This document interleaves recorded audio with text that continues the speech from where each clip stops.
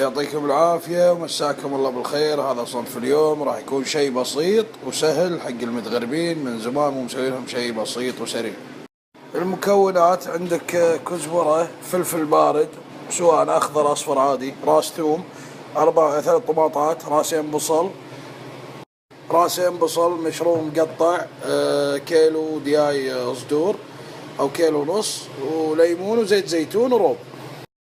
طبعا هذه البهارات عبارة عن ملح، هيل مطحون، كزبرة، كاري، زعفران وصبغة زعفران، ليمون أسود وزعفران وصبغة زعفران. وعندك هذا بهارات برياني مخلوطة أنا طاحنهم.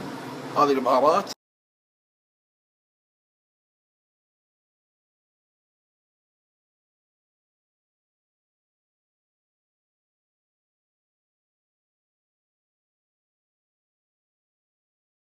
طبعا الصنف هذا ينطبخ بطريقتين، واحدة سهلة وواحدة مو صعبة عادية، بس أنا بسوي السهلة عشان أختصر عليكم الوقت.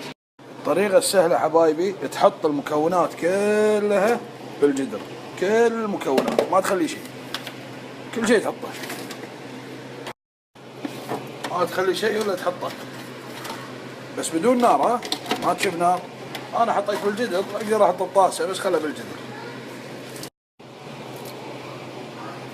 طبعا الروب شلون طريقته؟ الروب تخضه كذي بعدين تصبه، ما تخليه كذي على طول عشان لا يصير يقطع. الحين تحط الليمون مع زيت الزيتون، تصبه عليهم، بعدين تحط البهارات كلها. بعد تحط البهارات، حطيت البهارات، تخلط عدل وتخليه من نص ساعة إلى ساعة إلا ربع.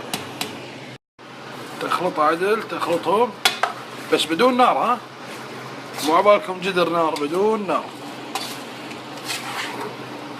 الحين خلطناهم عدل، تسكر جدرك وتخليها كذي نص ساعة ثلث ساعة، خليها تنقع شوي، بعدين عاد تشغل نارك وتحمس. طبعا احنا منقعين العيش مالنا ناقع 3 جيلات إلى 4 جيلات حسب الكمية اللي تبونها. العيش ناقع وهذا بدون نار، مو شغالة.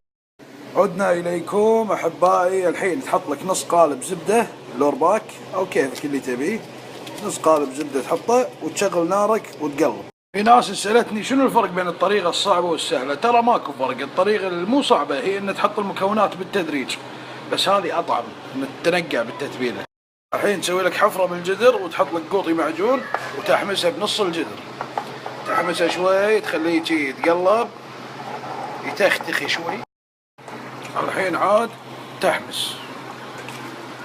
ترى الطبخة أكثرها حمس، يعني الضو تحمس، حالاتها بالحمس. تحبون تحمسون؟ ودهسه نسكر الجدر على مود يحمس زيت والمكونات كلها تحمي وتصير حارة على الشعير. طبعا شنو صار عندنا الحين؟ كل شيء حطيناه كسر مايه، فالحين قاعدة تتختخ، فننظر عليها لين ينشف الماي وتصير اللي عليك انك تحمس على ما يتبخر الماي تلاقيها استوت وصارت يا عيني.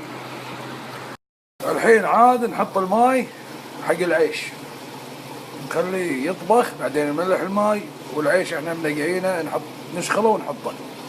تقريبا انشفت. بما انها انشفت نقصر النار ونسكر الغطاء عليها ونخليها تخدر براحتها ونجابل العيش. يبوي صارت لوز.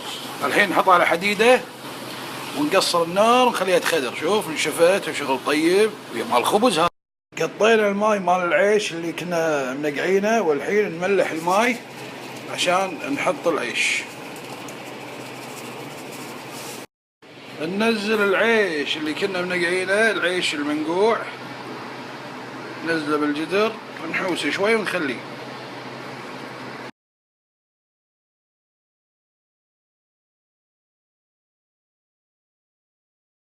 إذا ما ذاب وياك دهن العداني حطه بالميكرويف، بس لا تطول عليه عشان شنو؟ لا يسوي لك سالفة. وبعدين ترى سر النكهة بهالسالفة هذه. الحين نبطل شخلنا العيش خلاص، نبطل جدر الحميسة، نقلبها قلبتين، نفرشها بقاع الجدر عدل كذي، نفرشها نوزعها على قاع الجدر.